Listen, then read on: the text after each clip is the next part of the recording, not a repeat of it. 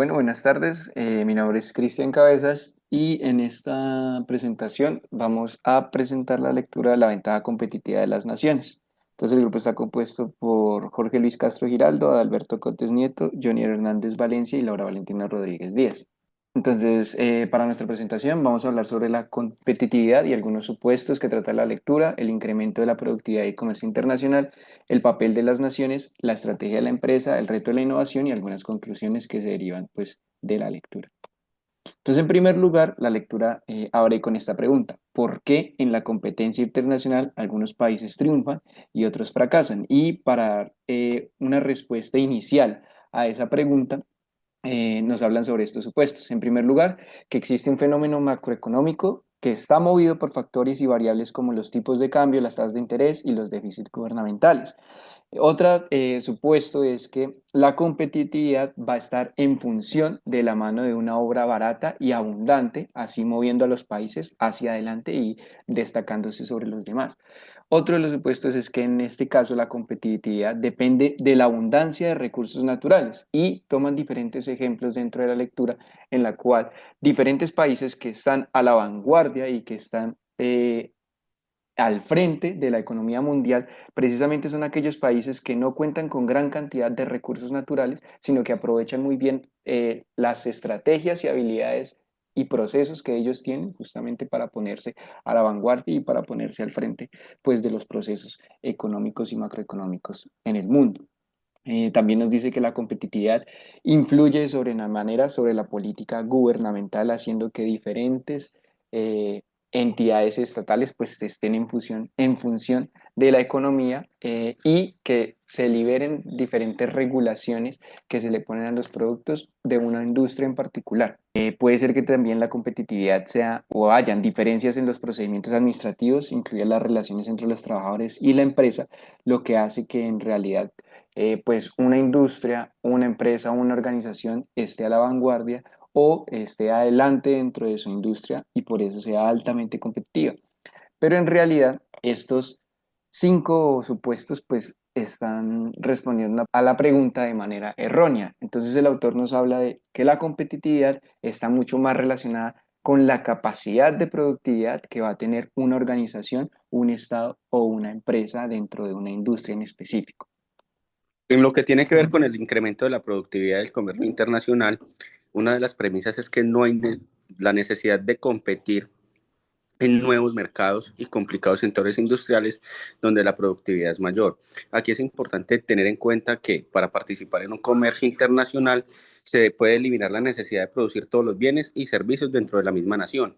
Esto enfocado a la especialización de sectores más productivos e incluso dentro de la misma industria, lo que lleva a que no se tengan que comprar o realizar todos los elementos productivos, sino que la nación fundamenta su economía en la especialización de un sector y a partir de este comercio realiza un intercambio de bienes y servicios con demás naciones que producen los servicios que éste no provee.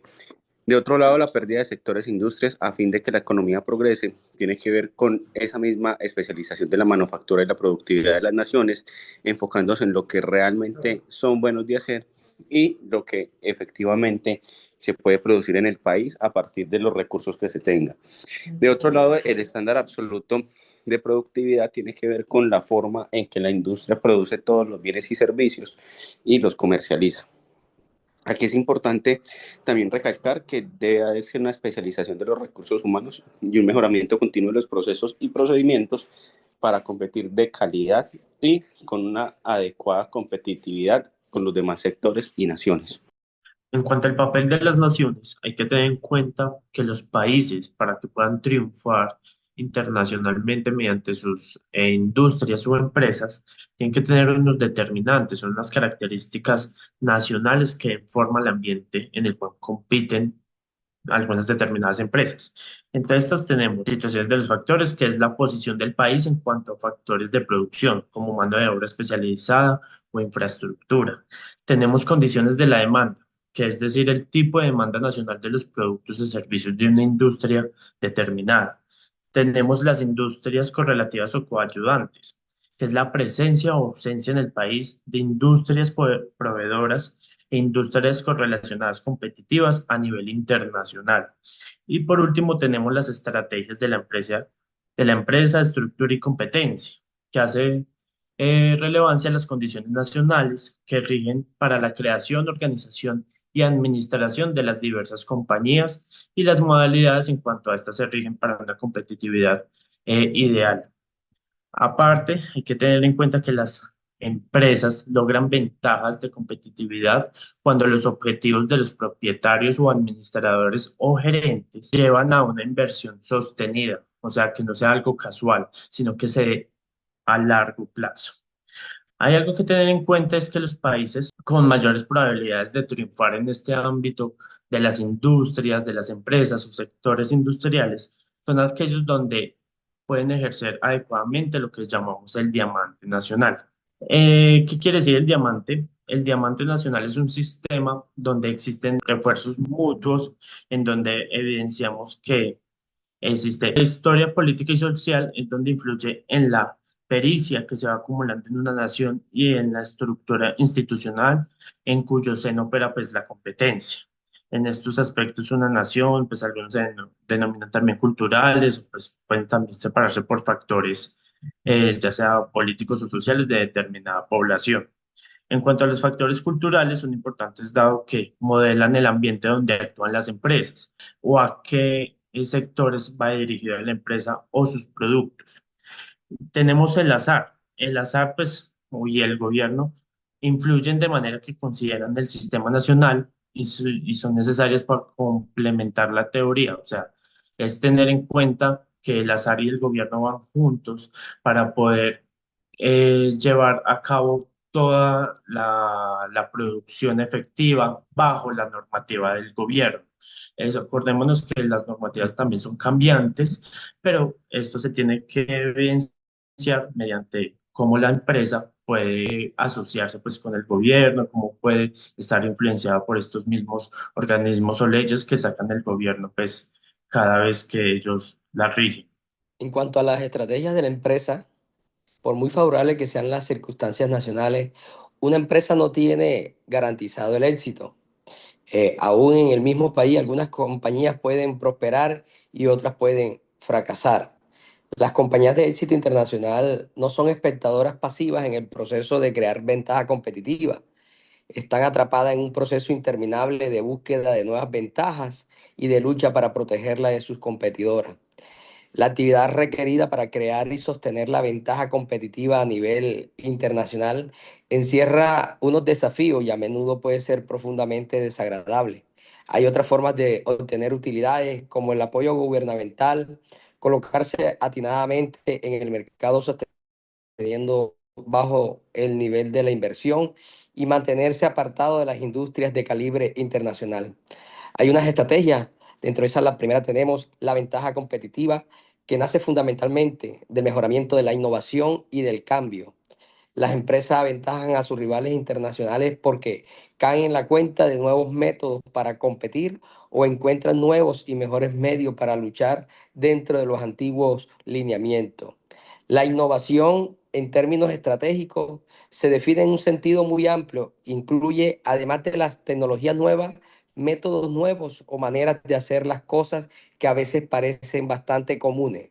La innovación puede manifestarse en el diseño de un producto nuevo, en la manera de enfocar el mercado o en un modo nuevo de capacitar y organizar. Algunas innovaciones pueden crear ventajas competitivas cuando una compañía se da cuenta de algo enteramente nuevo que necesitan los compradores o que sirve a un sector del mercado al que no han prestado atención los competidores. Dentro de una segunda estrategia que tenemos, las ventajas competitivas que abarcan todo el sistema de valores. El sistema de valores es el conjunto de actividades que intervienen en la creación y uso de un producto. El intercambio cercano y constante con los proveedores, los canales de distribución y los compradores es parte integral del proceso que crea y mantiene la ventaja. La ventaja competitiva a menudo proviene de que se percibieron nuevas formas de configurar y manejar todo el sistema de valores. Una tercera estrategia es la ventaja competitiva solo se sostiene con un mejoramiento incesante. Hay pocas ventajas competitivas que no pueden imitarse. Las empresas, por ejemplo, coreanas, han igualado la habilidad de las japonesas para fabricar en serie televisores ordinarios de color y biograbadoras. Hay unas empresas e industrias nacionales que permanecen estacionarias a la larga, son superadas por los competidores. Algunas veces posiciones competitivas bien fortificadas logran sostenerse durante años o decenios después de que dejaron de hacerse mejoras por la mera fuerza de ventajas anteriores, tales como sólidas relaciones con la clientela, economías de escala en las tecnologías en uso y la lealtad de los canales de distribución. Sin embargo, competidores más dinámicos tarde o temprano dan con una forma de esquivar estas ventajas cuando descubren una manera mejor o más barata de hacer las cosas. Ventajas competitivas más duraderas por lo general dependen de la posesión de recursos humanos de alta calidad y de la competencia técnica interna. Eh, Rara vez una compañía espontáneamente el ambiente las mueve y las obliga a cambiar. Una empresa tiene que exponerse a presiones y estímulos externos que motivan y guían la necesidad de actuar. Debe crear el impulso que conduce al cambio. Una de las dificultades de la innovación es que quienes actúan como catalizadores de la innovación a menudo son forasteros, no relacionados con la empresa, la industria, la estructura social establecida o cuyos centros de operaciones están ubicados en otros países. Estos forasteros ni están ligados a estrategias de épocas anteriores ni se preocupan por el trastorno de la industria o de las normas sociales. La forma en que una compañía y sus dirigentes pueden llegar a conducirse como forasteros encierra un desafío interesante. Y por último, la cuarta estrategia, en última instancia, sostener la ventaja que requiere de implantar estrategias de enfoque internacional. Una empresa no puede conservar a la larga su ventaja competitiva en medio de la competencia internacional sin utilizar ni ampliar las ventajas de su centro de operaciones mediante una estrategia de enfoque internacional. Las compañías de la industria química alemana, un ejemplo, aprovechan grandes redes de la producción extranjera y de la comercialización para poder ellos realizar esas ventajas e implantarlas. Por último, lo más importante de una estrategia mundial debe coordinar e integrar actividades a nivel internacional a fin de adquirir economías de escala basadas en los conocimientos, disfrutar de los beneficios de reputación de una marca bien establecida y servir a los compradores en los mercados internacionales. Finalmente surge la pregunta de cómo mantener la innovación y cómo generar diferentes ventajas que le permitan a la industria, a la empresa o a la organización mantenerse en el tope o mantenerse en la vanguardia dentro de su campo de aplicación. Entonces, por una parte, dentro de la lectura nos dicen que hay que asociarse con compradores que se enfrenten a ciertas circunstancias difíciles. Puede ser circunstancias ambientales, como la posición en la que se encuentran, el lugar en el que habitan o esos mismos sistemas de retroalimentación y de distribución de la mercancía, pues porque esas mismas dificultades van a permitirle a la empresa divisar nuevas formas de entrega, nuevas formas para que sus productos puedan ser posicionados en esos lugares donde los compradores tienen o difícil acceso o circunstancias difíciles. Por eso tienen que estar adheridos a ese mismo programa de innovación y desarrollo de la industria o de la empresa. También nos dice que una forma para cual fomentar la innovación pueden ser las normas que superen los obstáculos derivados de reglamentos o regulaciones de productos. Es decir, por ejemplo, dentro de la lectura nos hablaban de esas normas o de esas regulaciones que van relacionadas con la disminución de la contaminación, que pueden incluso llevar a que un producto se modifique o la producción de ese producto se modifique en cierta medida para poder cumplir con esa regulación que es mucho más estricta. Entonces, el producto que puede ser ya mucho más viejo, mucho más obsoleto y que requiere de cierta producción, que puede ser en ese caso o en el ejemplo mucho más contaminante, moverlo hacia un país o moverlo hacia un lugar que tenga una regulación frente a la contaminación mucho más flexible y el producto que es nuevo, el producto que es innovador, centrarlo en esos lugares donde la regulación puede ser mucho más estricta frente a este tema. En el ejemplo puede ser la contaminación. Entonces, en vez de renegar, en vez de contrariar esas regulaciones o esos reglamentos que pueden ser mucho más estrictos, puede ser una oportunidad para poder mejorar nuestro producto, para poder mejorar el proceso que está haciendo la industria y generar un cambio en la empresa o un cambio en la organización. También nos hablan de relaciones con proveedores que operan internacional y localmente, porque estos mismos proveedores internacionales y locales van a tener un conocimiento que aporta a los procesos de la empresa. Entonces, aliarse con estos proveedores nos va a brindar conocimiento específico, puede ser del ámbito internacional y los movimientos que nosotros necesitamos para mover nuestra empresa del ámbito local hacia el internacional o fortalecer nuestra posición localmente. Dar a los empleados el tratamiento que corresponde al personal permanente, es decir, cuidar ese recurso humano y cuidar todos los empleados que en este momento hacen parte de la empresa. También visualizar mucho más reglas, mucho más reglamentos o con mucho más cuidado la contratación que se hace de personal externo a la empresa y cómo esas personas externas pueden adaptarse a la misma cultura organizacional o cumplir con la misión y visión de la empresa. También dentro de este mismo cuidado que se hace a ese personal permanente está la capacitación constante, la especialización para que nos brinde esto una ventaja dentro de la innovación y la investigación y desarrollo que se está haciendo de los productos, de la movilidad, de los procesos. Transformar en motivadores a los destacados competidores. Entonces, el líder o el gerente no solo tiene que ver hacia adentro dentro de su empresa, sus propias fortalezas internas, sino que también tiene que estar revisando constantemente a los competidores cómo están haciendo las cosas, por qué lo están haciendo de esa manera y si el proceso es exitoso, puede ser modificar nuestros propios procesos basados en lo que están haciendo nuestros competidores o también saber cómo lo que nosotros estamos haciendo puede superar eso que están haciendo los competidores.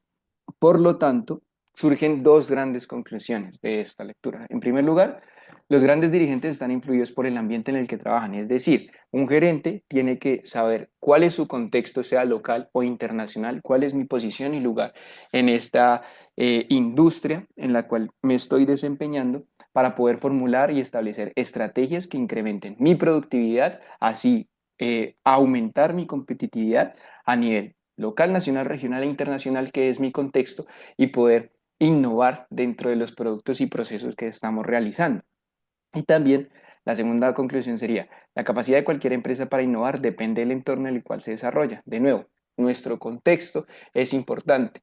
La posición que nosotros tenemos dentro de ese país, sean sus normas regulatorias, el acceso a los recursos naturales, las alianzas estratégicas que yo estoy haciendo con proveedores de los recursos naturales o ya con los proveedores de nuestro producto final a los diferentes entornos en los que nosotros necesitamos que ese producto esté posicionado. La información, es decir, las fuentes que nosotros consultamos, sea sobre los competidores, sobre cómo estamos haciendo las cosas, sobre qué deberíamos hacer dentro de ese contexto. Y también, pues esto nos ayuda a ver qué desafíos asumimos a largo plazo y cómo vamos a resolverlos.